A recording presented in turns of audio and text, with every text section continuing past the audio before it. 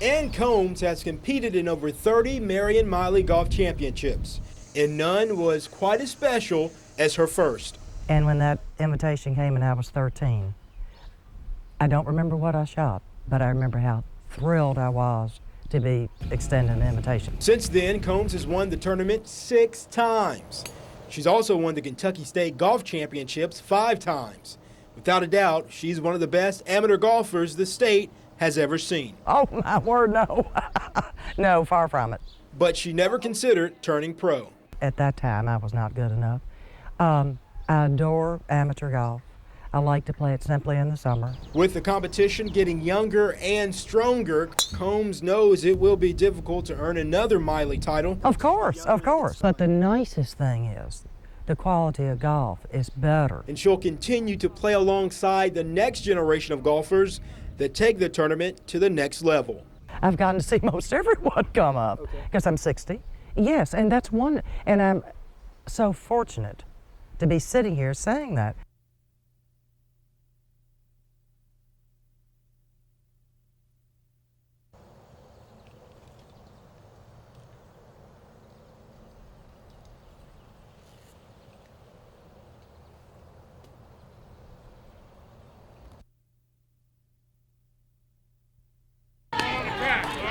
Vic Travis coaches the Lafayette softball team.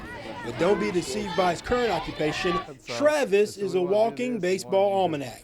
Give some highlights and stuff. He owns the Kentucky high school pitching record for innings pitched. Against Madisonville in 1970. It'll never be broken. No, it'll never. First of all, they changed the rule, so nobody can ever go that far. And then I don't think anybody would be that dumb to throw that much again. But his savvy around the diamond doesn't end there. Maybe he did touch the plate.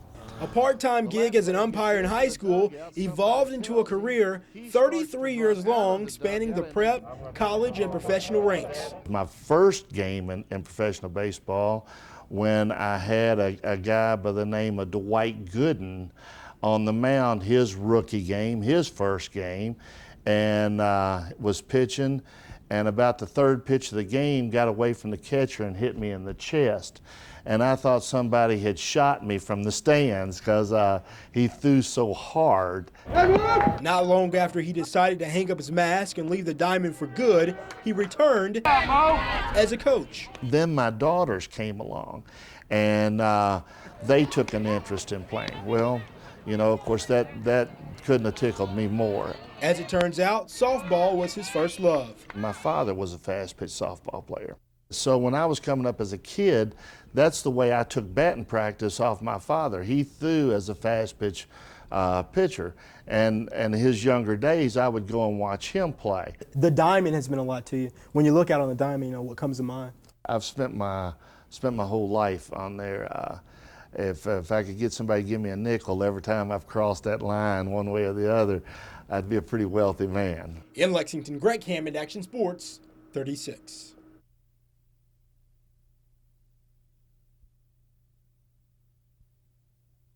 Out that way, I mean, if you couldn't hit one out of center field. Doug Flynn played 3 sports at Bryan Station High School, and he can recall several memories from his days as an infielder on the baseball team. Well, I remember sitting here, and Don Richardson was a baseball coach at Madison Central, and he'd sit there and he'd holler at me the whole game, "Gotta get you, you little sucker." He would hear that same voice a few years later. So then I make it to the big leagues, and I'm at spring training one day, and all of a sudden I hear that familiar voice, and it was him. And he had come down there just to congratulate me. Flynn played 14 seasons of professional baseball. He was with Cincinnati during the 75 and 76 championship seasons. He later became a Gold Glove second baseman with the New York Mets. Yeah, that's some good memories. Good memories. But the road to the big leagues wasn't easy. In fact, it was packed with several early detours, starting at UK. I was on the baseball team and was basically told that I wasn't good enough to play. And so I went to a junior college after that. He spent his weekends playing baseball and softball. Had some friends woke me up one day and said, "We're all going to try out for the Reds." And I went, "Great. Anybody got a glove?" So we had one glove and one pair of shoes, and they said, "You go first." And none of those guys ever had any intentions of trying out. So they let me go try out, and then 3 tryout camps later, I signed with Cincinnati. Surprisingly, Flynn says his fondest memories were made in the minors. The minor leagues are fun. I mean, that's where you really do your growing up and you realize if you've got what it takes to make it to the big leagues.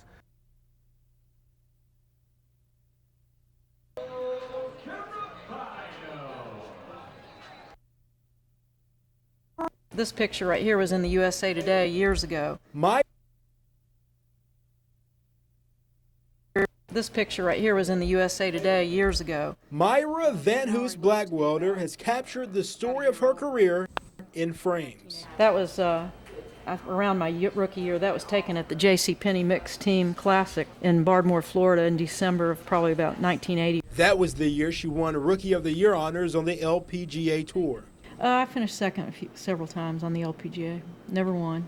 Back in the day, she made winning look easy. The Paintsville native was a 4-time state high school golf champion. During a stellar career at UK, Blackwelder won 10 intercollegiate tournaments. I played in pro tournaments when I was in high school as an amateur, and I knew that I could compete. And she competed against the best. And this is the J&B putt-off, Beth Daniel, me, Nancy Lopez. Blackwelder retired from golf in 1992 to be a full-time mom. This was taken in Rochester, New York. They were doing an article about players and children trying to juggle their career and family. Was that a struggle for you? It was hard because there was no daycare, and it was very, very difficult to find someone that was willing to travel. Now that her children are all grown up, Blackwelder competes on the Women's Senior Tour. I've come full circle. Mallory's getting ready, my youngest, to go to college. And so next year, will be my first season since 1984 without really being an active mother, I guess.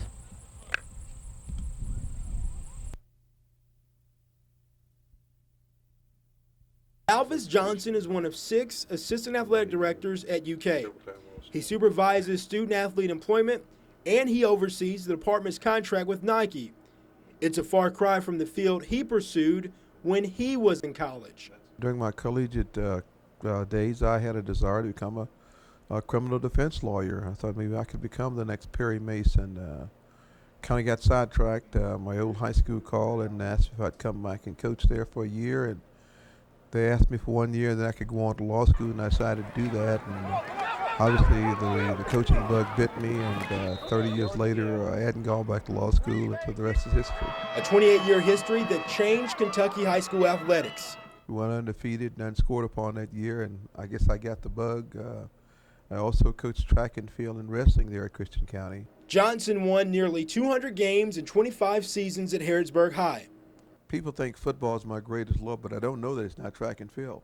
His track teams won 6 state championships. But still, my greatest accomplishment was having 2 sons that turned out to be not only great players, but great human beings. Derek and Dennis got their first taste of varsity football while in the 2nd and 3rd grade. So the legislature passed House Bill 750 that really barred participation by any grade school students until they were 7th graders. Now you got to be a freshman to play on the varsity in high school. Dennis was recruited and visited by the nation's top coaches. It was pretty exciting. It was never a dull night. You have the Spurriers, the Bowdens, the Paterno. He chose Kentucky. Well, you glance around and there are just memories come flooding back of what we did to win that trophy, what they did to win that trophy, how special it was, how their mom sat there and, were teary-eyed and watched them accept those awards. So it's some pretty special moments when we do come down and have time to sit down and reflect a little bit.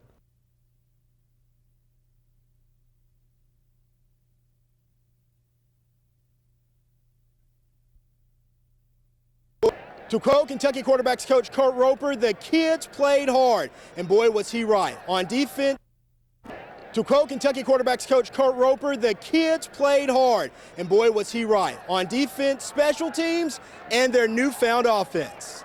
We gonna keep it. For just a moment, forget about the scoreboard. But I'm not a moral victory guy. Okay, don't. But you have to admit, these cats can move the ball and score. something Kentucky couldn't do a year ago. It's very encouraging. You know, it's important that we take confidence from this game. For a moment, forget about Andre Woodson's 3 fumbles. What about 17 of 27 for nearly 300 yards? That young man was impressive. He made some plays that we didn't make last year. Andre's a heck of an athlete, and he's kind of down on himself right now. But you know, we're gonna see great things from Andre. I accomplished some pretty good things for the most part.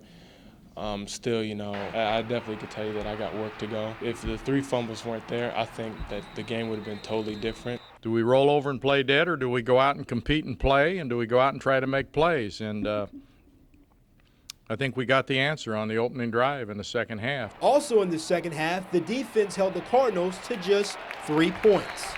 The second half, I think we played solid defense. We just got to do that consistently in the first half, too. We got 10 more games. We're going to win this year. I know that for a fact. We're going to win. At Commonwealth Stadium, Greg Cameron, Action Sports 36.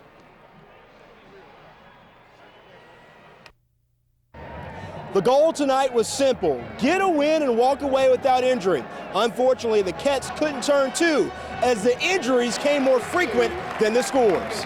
It started with Marcus McClinton and ended with Tommy Cook. Both starters suffered dislocated kneecaps. McClinton will be out for the season. You know, when Marcus went down, I think you could just kind of feel it on the sideline, you know, and it's kind of like, you know, this really can't be happening. While Cook will be out 3 weeks to a month. For a guy who's worked as hard as he has and has done as many good things as he has, I mean, it's a shame. Wideout Kenan Burton is expected to miss a month or more with a broken foot. My immediate goal is to see my team win like they're gonna win. That's my goal. Regardless if I'm out there or not, they got business to take care of. Now, you know, we just got to find some guys to fill in the shoes. You know, it is a tragedy that we're losing 2 good players for 3-5 weeks or however long they're going to be out. But, you know, that's part of college football. You know, there's no telling when you're going to lose players like that. And now that we have, you know, we just got to pick up the offense even more, get some other players to step up and make plays for us. At Commonwealth Stadium, Greg Cameron, Action Sports 36. For the 3rd consecutive week, the Wildcats found themselves behind at halftime. But if the lack of offense was bad, the lack of defense was even worse, as Mike Archer's young defense had no answer for IU's experienced offensive line. Yeah, I think their offensive line absolutely handled us all night long. They absolutely manhandled us. Indiana's front line, led by 3 seniors, allowed Chris Taylor to have 91 yards rushing in the first quarter alone. I'm going to see the draw play probably for the next 3 weeks in my dreams. Everybody in the stadium knew it was coming and we couldn't stop it. What I saw was them coming off the ball and us accepting blocks and not getting off the football. You know, some days you come and you're more physical than another team. And I think this team, you know, Indiana came out deciding that they were going to be more physical than us. You can make all the adjustments you want. When you got 2 extra guys in the box and they're still knocking you back, you got problems. With the series discontinued, IU takes the bragging rights, but Kentucky has bigger things to worry about. Florida in Bloomington with photographer Jason Kennedy, Greg Hammond, Action Sports 36.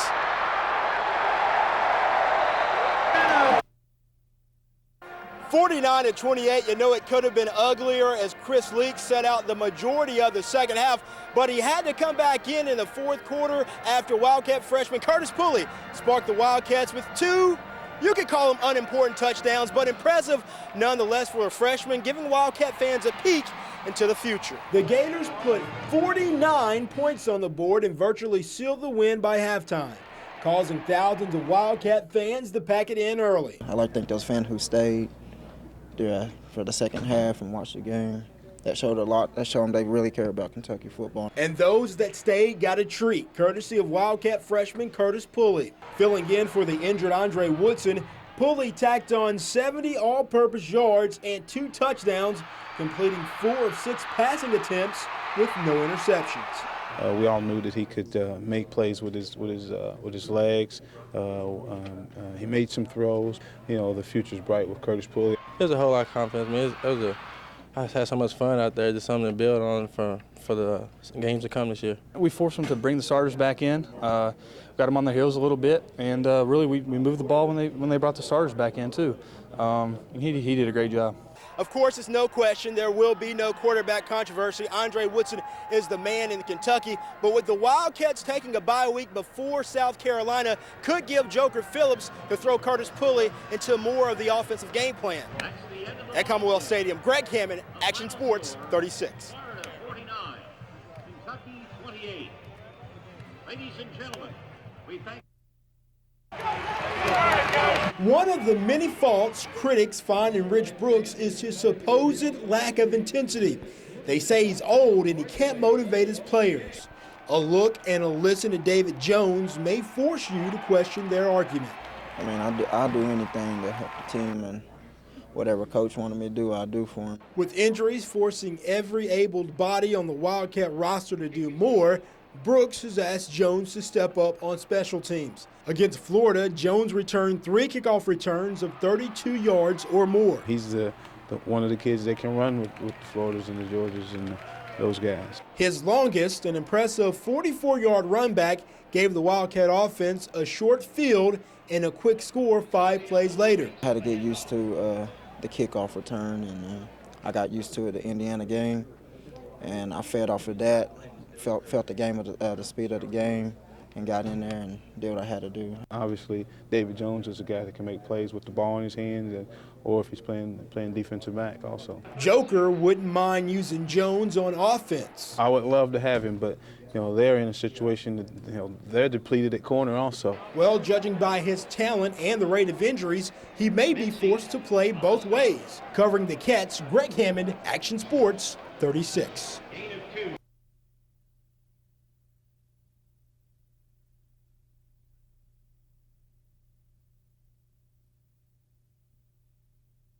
A lot has happened to Churchill Downs since 1967.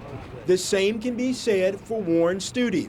I never looked to come here, to be honest with you, and I don't know if I had a horse good enough. But today he has a horse, and at the urging of Greeley's Galaxy's owner, B. Wayne Hughes, the 83-year-old trainer has a horse in the Kentucky Derby for the first time since 1967. This year, Mr. Hughes more or less insisted I come. He's happier for me than himself. Stute says the reason for his Derby layoff, which has reached nearly 40 years, is just plain old honesty. It's a trait he hopes to pass on to his son.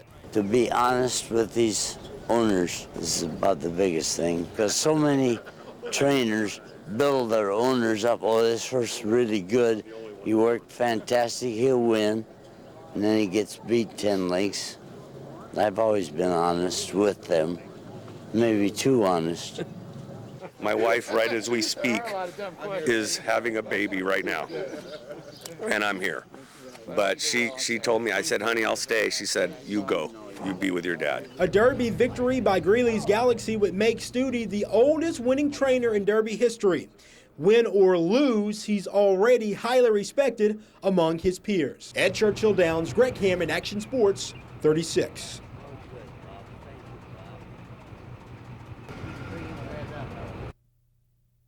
Despite several pre-snap penalties, the Bengals improved to 4-0, and they get this latest win the same way they got the previous 3. Defense.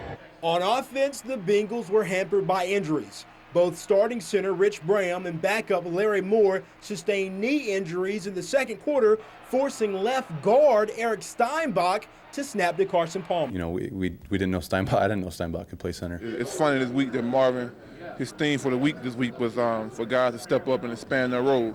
But we had no idea that injury was going to hit us. But even worse than the substitutions were penalties. Cincinnati committed 11 penalties, totaling 92 yards through 3 quarters. Never can tell with how the script gets written. You just keep playing. And when costly penalties killed 3 potential touchdown drives, the Bengals didn't panic.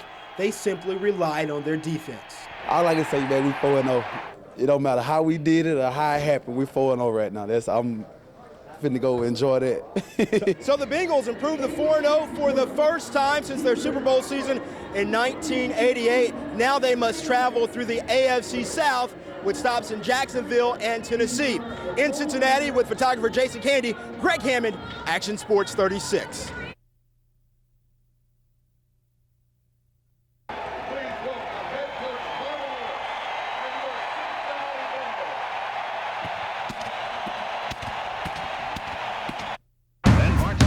Back when the Colts were in Baltimore and the Cardinals were in Chicago, Steve Meilinger was a Washington Redskin.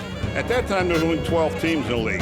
The NFL has certainly changed since the 1950s in its look and its competitiveness. We didn't try to kill each other. And today, I believe the game has really changed. Because they go in there, they go head hunting, and I don't think it's right. Meilinger played 5.5 seasons in the league at end, 2 in Washington and the next 2 in Green Bay. But the former first-round draft pick is more widely known for his 3 incredible seasons as a Kentucky Wildcat. Back then, it was tough, too, and we played at, like I say, some good teams. Went to the Cotton Bowl my sophomore year. The year was 1951.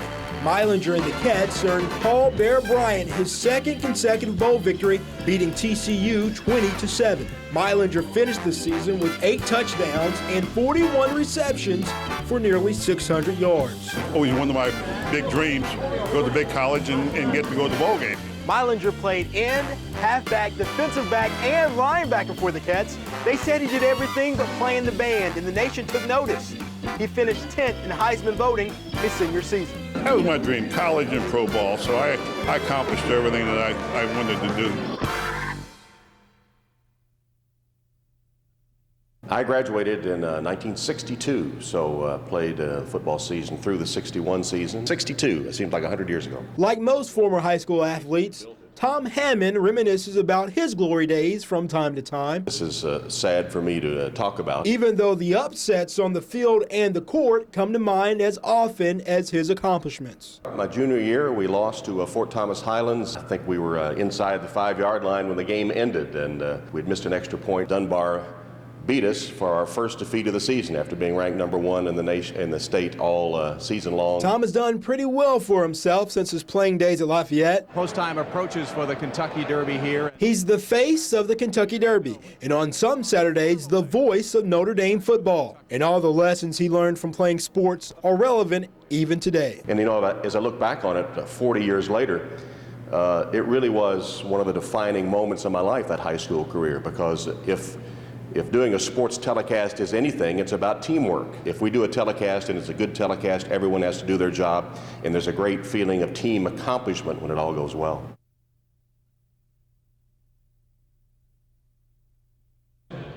Before the season began, Tubby Smith described Bobby Perry as a guy caught between positions. He's not a true power forward, and he's not a small forward. During the offseason, Perry worked on his shooting, and the proof is in the box score. In UK's last outing, Perry scored a career-high 22 points against Liberty. He's given us a lot of positive minutes. He's in there hustling, rebounding, and he really extends the defense, gives us another shooter out there. I think that helps us out a lot on the offensive end. Perry finished the night with 3 3-pointers. When that rolls in, you kind of have a feeling it's your night. As he continues to develop consistency with his outside game, Bobby will need to continue the low post play he showed as a key reserve a year ago. I remember him in practice a lot of times, going up strong against Chuck. Once he gets that, he's complete inside-out game. I think it'll, help the whole team out a lot. We expect a guy after 2 or 3 years to be ready to step in and play. And he's made the most of it. He's made the most of playing in a system just right for a guy caught between positions. Most of the time, I just read it, and if my man stays with me, I'm going to roll down on top of him and try to get a layup. But if he goes with him, I'm going to pop back for the 3.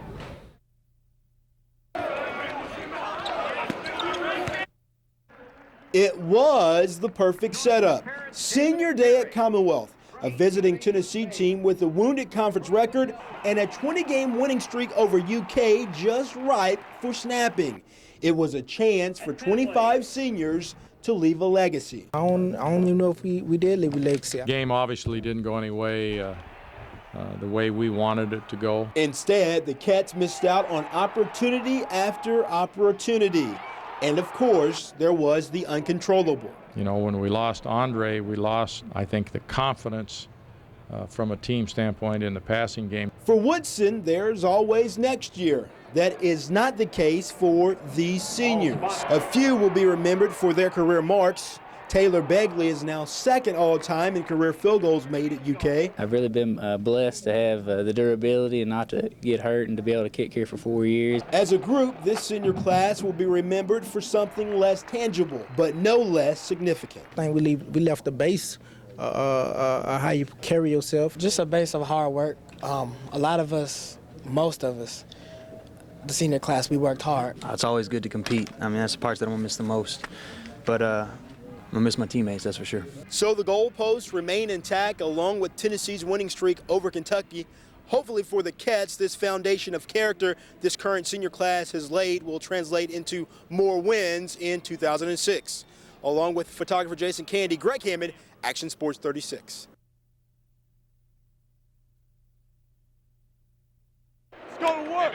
With 3 true freshmen in the starting lineup, unranked North Carolina played with a surprising level of poise. Yeah, it did surprise us, but it was up to us. We didn't come out with the fire on defense that we had on offense, and they took it to us. It's not what Carolina did, but rather what Kentucky didn't do. Raquelin Sims had 0 rebounds in the first half, while the Tar Heels collected 11 defensive boards in the first half alone. I had no rebounds in the first half. I was boxing out, but I wasn't going after the rebounds, and that kind of hurt us a lot. It certainly hurts on a day when the Cats connect on just 33% of their three-point attempts. Bobby had a good rebound tonight. They ate us up in the boards on the first half, definitely. I know their second shots and open threes. We just got to continue to guard them. Tubby gave the 7-footers an early look, but that didn't work out. Wukash picked up 2 quick fouls, and Shigari, as soon as he came to the game, the guy just shoved him under the basket, so I just couldn't watch it again. We've been searching. We've been searching for combinations. We've been searching for people that give us a consistent play. We've got to get some people to take charge. With back-to-back Saturdays with Indiana and Louisville in the near future, hopefully the Cats find the right consistency and leadership sooner rather than later. Ed Rupperina, Greg Hammond, Action Sports 36. Maybe the Wildcats were sparked by Tuesday's news, or maybe the Commodores simply overlooked UK. Either way, the only thing the Wildcats could control was their play on the field today, and that's exactly what they did for one big half. The decision, there wasn't any question. I think that definitely helped us relax a little bit. Saturday in Nashville, the Cats did more than relax. They let it all hang out on offense, defense, and special teams. We made a lot of plays today, and we had to. This is not a bad football team. Kentucky's biggest plays came from its biggest playmaker. Sophomore Raphael Little finished with 3 touchdowns and nearly 400 all-purpose yards. Raf's the kind of guy, if he's tired, he's going to get out of the game. If he's in there, we got to run him. I guess I might have to rest him a little bit more because he had a couple of plays in the first half that I thought were gone, and kind of ran out of gas. Bo Smith's blocked field goal return gave the Cats an early 17-point advantage and something not measured by points: momentum. Got the defense a couple plays and stuff like that. I was kind of tired out there, and when I saw that ball in the air, I was like, yeah, I'm gonna take this to the house. That's something that we haven't done this year, scoring defense, so that's real good for us. Bo Smith go out there and his awareness, just pick up the fumble and just go. So it's real happy. It's a happy moment for us. But the defense almost let this one get away. Today it was ugly, but we won. And the bottom line is we won. We still have to learn when you get somebody down 34-10, you got to put them away. Up next for the Wildcats, the Georgia Bulldogs down in Athens. Do they stand a chance, you ask? Well, they have Raphael Little. With photographer Jason Candy in Nashville, Greg Hammond, Action Sports 36.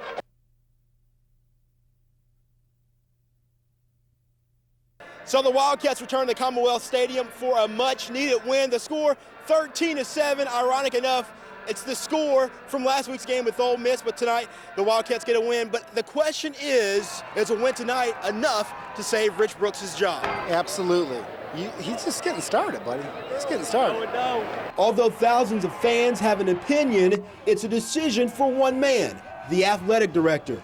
Mitch Barnhart's evaluation of the coaching staff is ongoing, but a win certainly helps. Yeah, I think so. You know, we still got to win a couple more games. You know, we got a couple big games coming up, so we'll hopefully pull some of those out. Yes, but those that want to fire Rich Brooks still have an argument. They'll say the game was Mississippi State's to win, and they're right. Ahead 13-7 in the fourth, the Cats needed a field goal to put the game out of reach. And that didn't happen. But a win is a win. Is a win is a win. And I'm just really happy that our players get to enjoy a victory. Greg Hammond, Action Sports 36.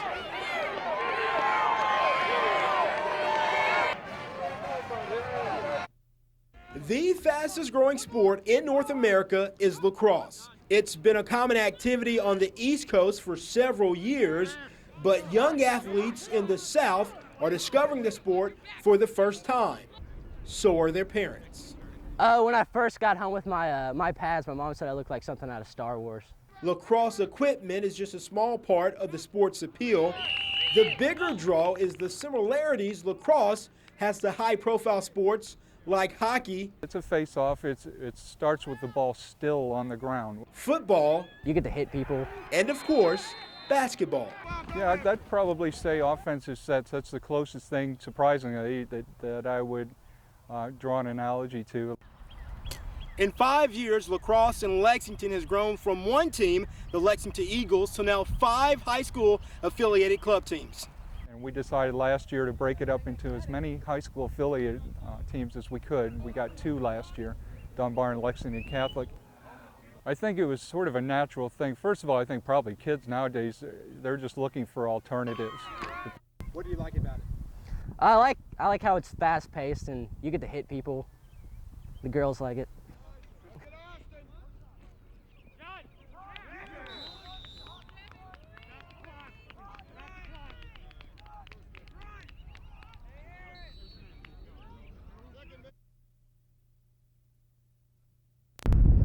In a quiet barn at Turfway Park, William Buff Bradley attends to one of his trainees. A big boy. You're my big boy, aren't you?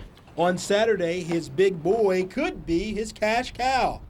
After winning the Grade 1 Don Handicap in February, Brass Hat earned the Bradleys an invitation to compete in the world's richest race, the $6 million Dubai World Cup. A horse like this, of this caliber, you don't ever really expect it.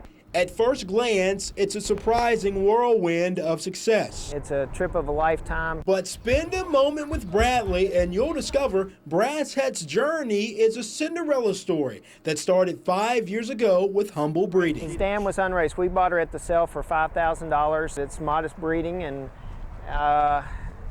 he's just a workhorse. If winning the Ohio and Indiana Derbies weren't proof enough, he later rebounded from injury. We did surgery on him and inserted 2 screws in the ankle. And the 13-month layoff that followed. You just don't know how a horse will come back. We were never pressured to get him back in any certain time frame. And I think that was the key, is giving him plenty of time. We can go somewhere else, aren't we? Go over there and Dubai.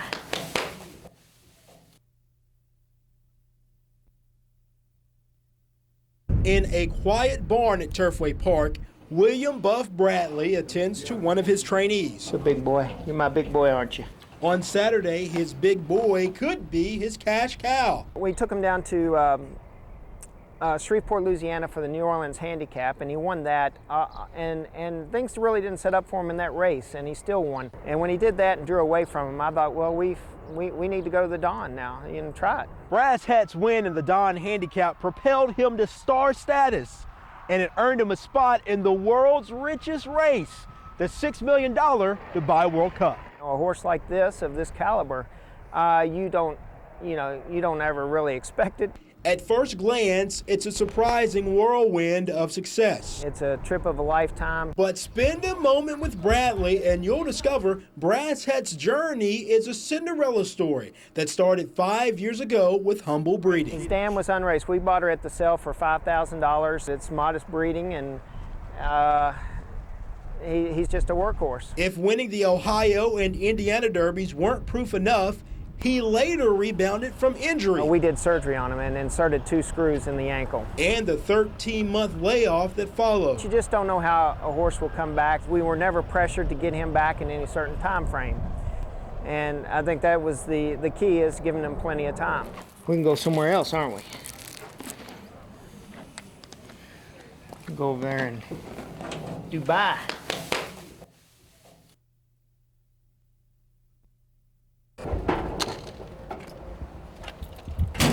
Pat Stevens has had a few individuals make the NCAA tournament, but this is uncharted territory. If you go back in the EKU history, I believe this is the first EKU team to make NCAAs as a team, so it's a tribute to them. It's also a tribute to their coach. Earlier this season, Stevens received the Ohio Valley Conference Coach of the Year award, 24 years after he was Player of the Year in the same conference. My goal was to be a basketball coach in high school and maybe play golf recreationally in the summer. As it turns out, golf is his life. I played about 5 events for the PGA Tour, never had my card. It's not as glamorous as a lot of people see it to be. In addition to coaching at EKU, the Madison High School grad is head professional at Arlington Golf Course. I never dreamed of coaching collegiate golf, but once I got into PGA, became a member and teaching, I enjoyed that, and then the opportunity came to come back to EKU and coach. It was almost a dream come true, and to be around these young guys and see them develop, it's really a treat.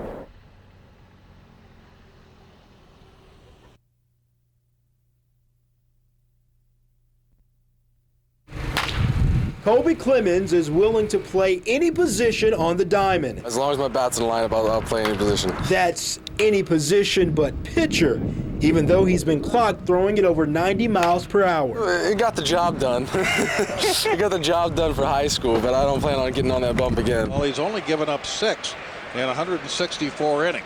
Kobe has opted to leave that to his father. A 7-time Cy Young Award winner, Roger Clemens has more major league wins than any other living pitcher.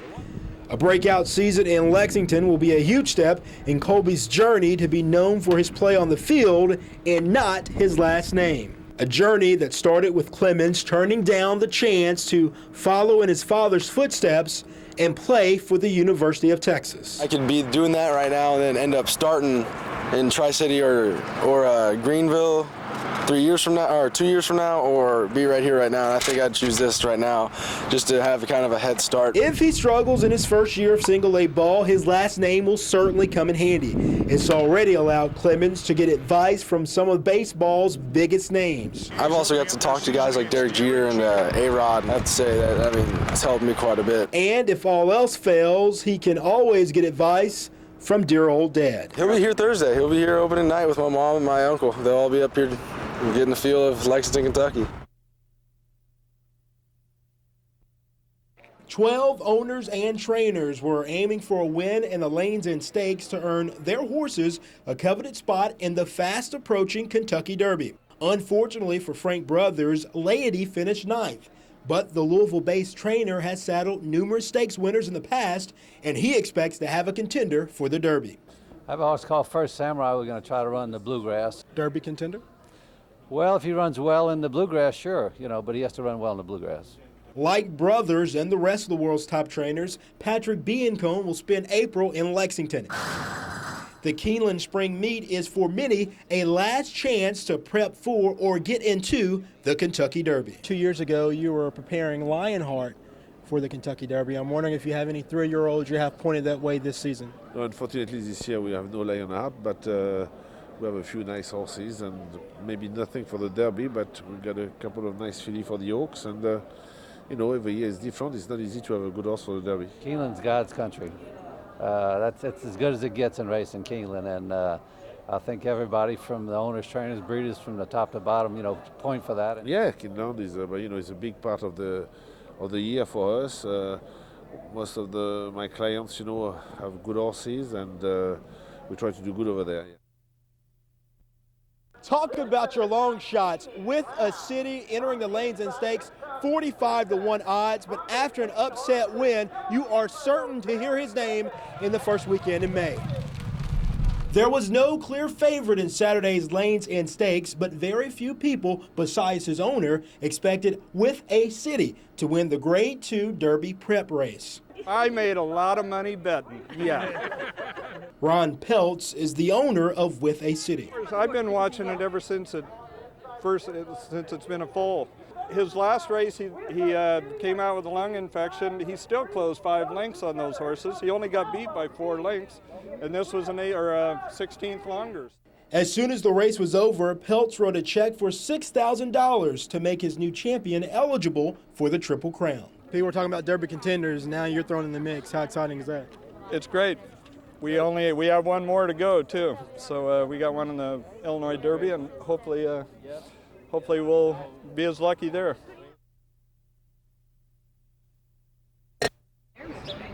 As if fate were on his side, John Sheriffs has returned to Churchill Downs looking for back-to-back wins in the Kentucky Derby. It's been a year now. Yeah, so. Right. Yeah, is it a year? Yeah. Doesn't seem like it. Seems like it was only yesterday. That's because AP Warrior has the exact setting Giacomo had in 2005. I'm in the same stall I was with Giacomo last year, in the same barn, obviously, and have the same security help here with me. So it's, it's like coming home for a couple of days. Was that requested, or did it just happen that way? It just happened, yeah. Fate? If AP Warrior is destined to earn John Sheriffs his second consecutive Derby win, while awesome, it may not be as special as his first. It's Giacomo who has won the 131st Kentucky Derby. It's one of those achievements that you can always fall back into, like a nice easy chair to read in or something like that. It's just a real comfortable feeling you have when you think about it. In Louisville, Greg Hammond, Action News 36.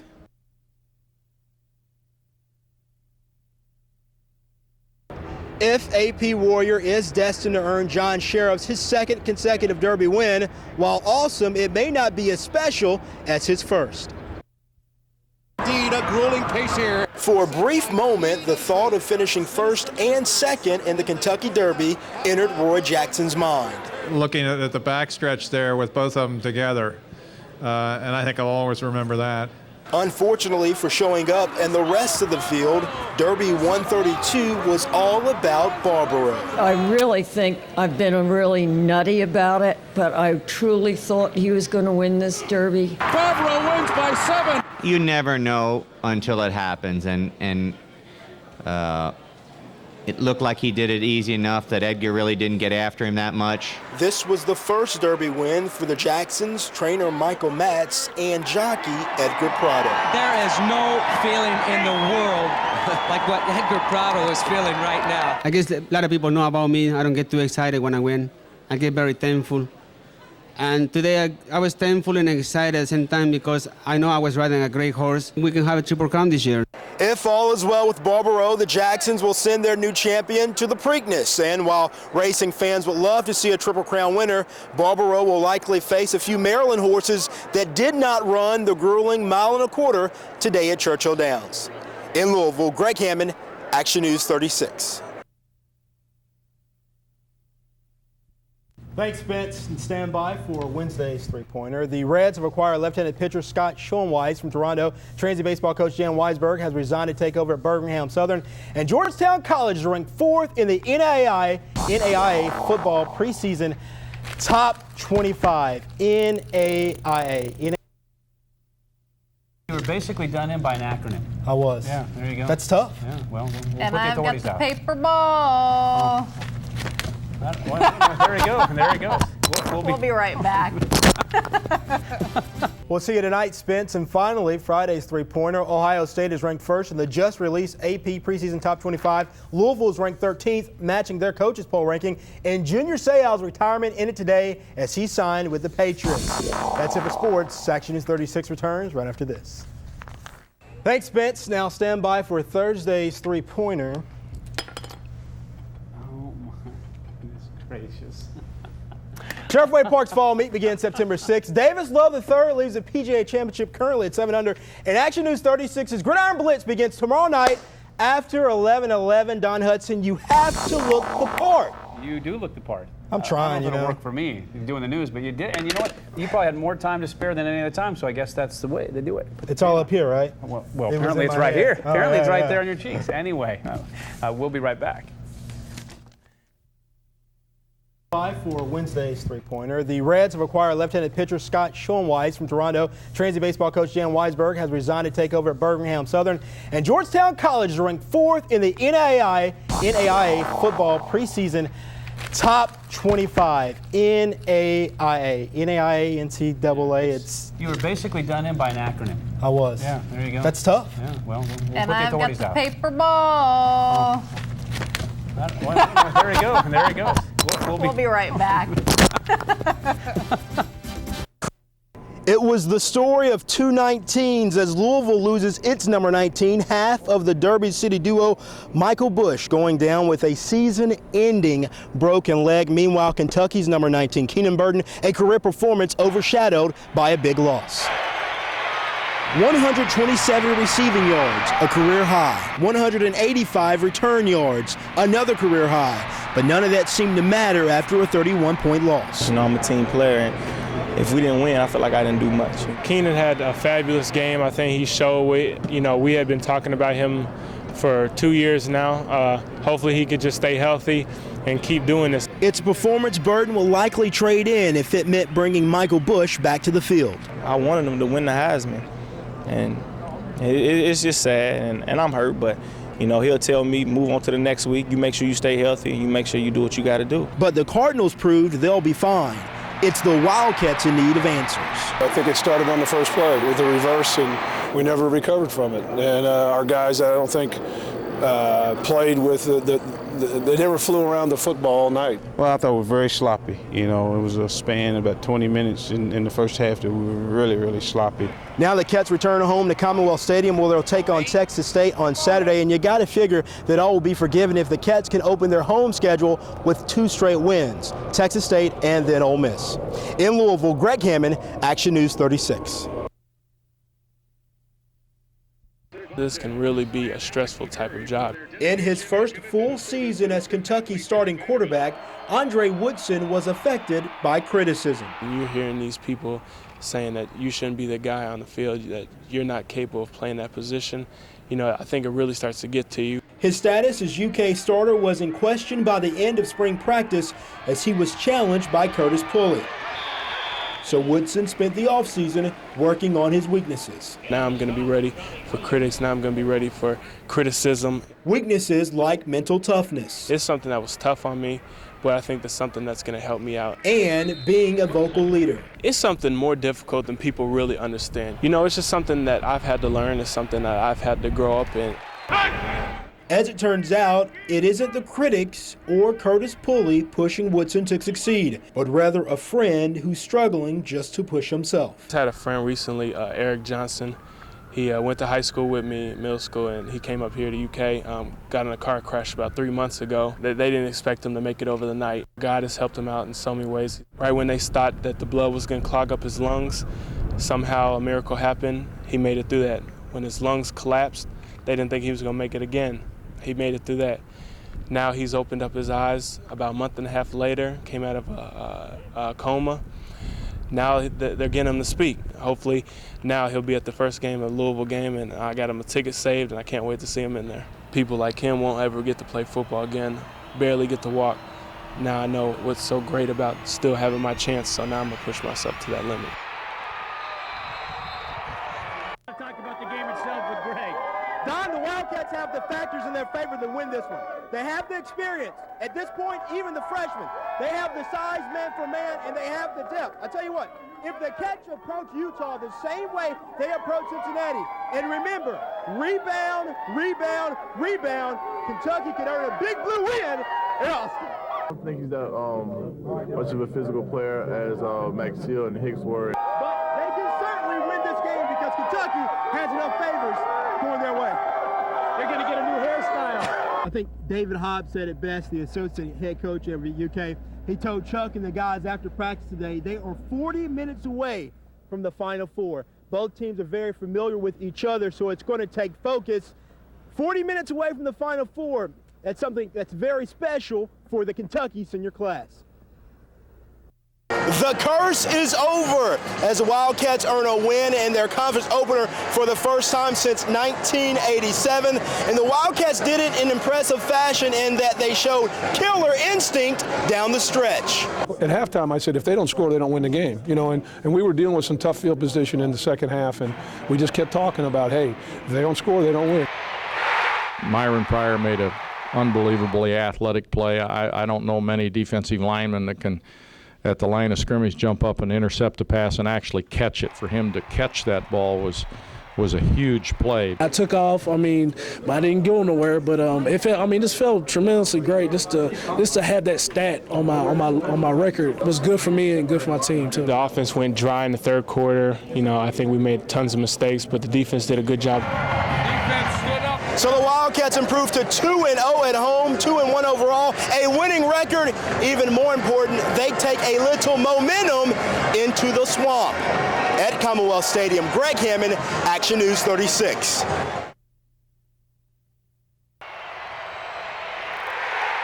Several Wildcat defenders stepped up big in Kentucky's win over Ole Miss, but there was one name and one play that stood out from the rest. Yeah, you know, Myron played his heart out. Myron was a beast. I was a little excited for him, you know. D-line getting an interception. You know, they really don't get it much, but he got one. I don't know many defensive linemen that can, at the line of scrimmage, jump up and intercept a pass and actually catch it. Pryor impressed his teammates and Solid Blue fans, but the Southeastern Conference failed to notice. He wasn't among the weekly award winners Monday. He could have been a defensive player or the defensive lineman of the week. He got neither. And how often does a defensive lineman get an interception, a sack, a fumble caused, and a fumble recovery? While Coach Brooks campaigns on his players' behalf, Pryor is focused on a repeat performance. He's already light years ahead of where he was a year ago. I mean, I'm not going to say it, but I think I could. But, I mean, this is a step-by-step routine for me. And each game, I'm just going to progress more and more as my foot gets better. I feel more confident and I feel more pride that I'm starting and I'm just coming out for my team and playing as hard as I can. Ahead 24-20 with under 2 minutes to play. The question was, could Kentucky finish? There's your answer.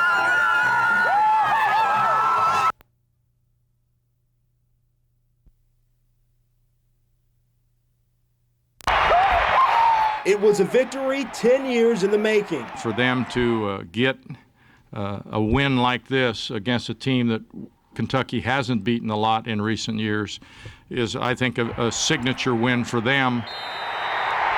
And a celebration that was long overdue. And I'm happy for the fans to be able to celebrate and enjoy it a little bit. They've been waiting. I was on the field probably one of the last. I was up there seeing my mom, my dad, and my uncle. I was running around looking for people. I was looking for my girlfriend. I was going to pull the old go kiss her or something like that. It was fun, man, but I couldn't find her, so I had to kiss my dad. It just means a lot to me for these players that have worked so hard to achieve credibility and success in Kentucky football. They have worked so hard, and they have gotten very little credit for it. And I hope that they get a little bit and not let it go to their head tonight. And now we got Vanderbilt, so now we have to get focused. And really all we need is one more win and then we're going bowling. So that's what I hope. Before the season started, UK President Lee Todd wondered what brain surgeon scheduled Georgia for homecoming. Well, as it turns out, that surgeon is also a genius. There's only one goalpost standing here at Commonwealth Stadium. In Lexington, Greg Hammond, Action News 36. The goal the Wildcats set in the preseason is now a reality. Kentucky is bowl eligible. At 6-4 with 2 games remaining, they're not only bowl eligible, they're bowl watching. 3 to 4 years I've been here. This is all I asked for, go to a bowl game. Now we're not done yet.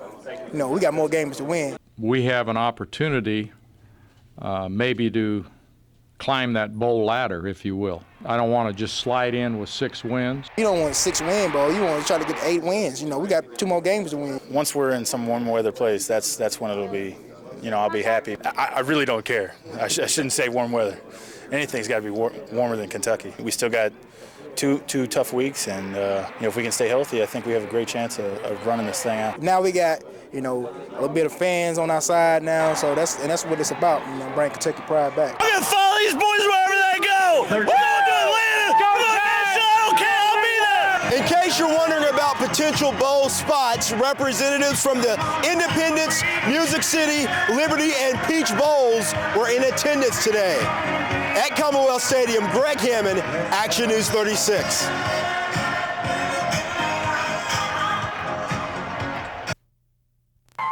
Ahead 24-20 with under 2 minutes to play. The question was, could Kentucky finish? There's your answer. It was a victory 10 years in the making. For them to get a win like this against a team that Kentucky hasn't beaten a lot in recent years is, I think, a signature win for them. And a celebration that was long overdue. And I'm happy for the fans to be able to celebrate and enjoy it a little bit. They've been waiting. I was on the field probably one of the last. I was up there seeing my mom, my dad, and my uncle. I was running around looking for people. I was looking for my girlfriend. I was going to pull the old go kiss her or something like that. It was fun, man, but I couldn't find her, so I had to kiss my dad. It just means a lot to me for these players that have worked so hard to achieve credibility and success in Kentucky football. They have worked so hard, and they have gotten very little credit for it. And I hope that they get a little bit and not let it go to their head tonight. And now we got Vanderbilt, so now we have to get focused. And really all we need is one more win then we're going bowling. So that's what I hope. Before the season started, UK President Lee Todd wondered what brain surgeon scheduled Georgia for homecoming. Well, as it turns out, that surgeon is also a genius. There's only one goalpost standing here at Commonwealth Stadium. In Lexington, Greg Hammond, Action News 36. The goal the Wildcats set in the preseason is now a reality. Kentucky is bowl eligible. At 6-4 with 2 games remaining, they're not only bowl eligible, they're bowl watching. 3 to 4 years I've been here. This is all I asked for. Go to a bowl game. Now we're not done yet. We got more games to win. We have an opportunity maybe to climb that bowl ladder, if you will. I don't want to just slide in with 6 wins. You don't want a 6-win bowl. You want to try to get 8 wins. We got 2 more games to win. Once we're in some warm weather place, that's when it'll be, I'll be happy. I really don't care. I shouldn't say warm weather. Anything's got to be warmer than Kentucky. We still got two tough weeks, and if we can stay healthy, I think we have a great chance of running this thing out. Now we got a little bit of fans on our side now, so that's what it's about. Bring Kentucky pride back. I'm gonna follow these boys wherever they go. We're going to Atlanta. Go Cats! I don't care. I'll be there. In case you're wondering about potential bowl spots, representatives from the Independence, Music City, Liberty, and Peach Bowls were in attendance today. At Commonwealth Stadium, Greg Hammond, Action News 36. So the Volunteers walk away with 2nd place in the SEC East, but the Wildcats don't leave Neyland Stadium completely empty-handed because they know they're going bowling. In Knoxville, Greg Hammond, Action News 36. As if fate were on his side, John Sheriffs has returned to Churchill Downs looking for back-to-back wins in the Kentucky Derby. It's been a year now. Yeah, right. Yeah, is it a year? Yeah. Doesn't seem like it. Seems like it was only yesterday. That's because AP Warrior has the exact setting Giacomo had in 2005. I'm in the same stall I was with Giacomo last year, in the same barn, obviously, and have the same security help here with me. So it's, it's like coming home for a couple of days. Was that requested, or did it just happen that way? It just happened, yeah. Fate? If AP Warrior is destined to earn John Sheriffs his 2nd consecutive Derby win, while awesome, it may not be as special as his first. It's Giacomo who has won the 131st Kentucky Derby. It's one of those achievements that you can always fall back into, like a nice easy chair to read in or something like that. It's just a real comfortable feeling you have when you think about it. In Louisville, Greg Hammond, Action News 36.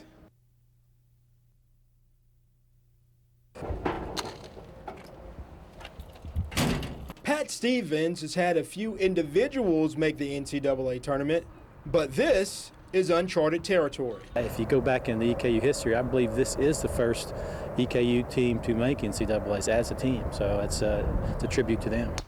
It's also a tribute to their coach.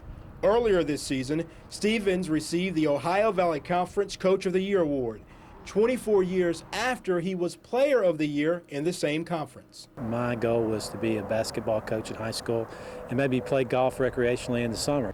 As it turns out, golf is his life. I played about 5 events for the PGA Tour, never had my card. It's not as glamorous as a lot of people see it to be. In addition to coaching at EKU, the Madison High School grad is head professional at Arlington Golf Course. I never dreamed of coaching collegiate golf, but once I got into PGA, became a member and teaching, I enjoyed that, and then the opportunity came to come back to EKU and coach. It was almost a dream come true, and to be around these young guys and see them develop, it's really a treat.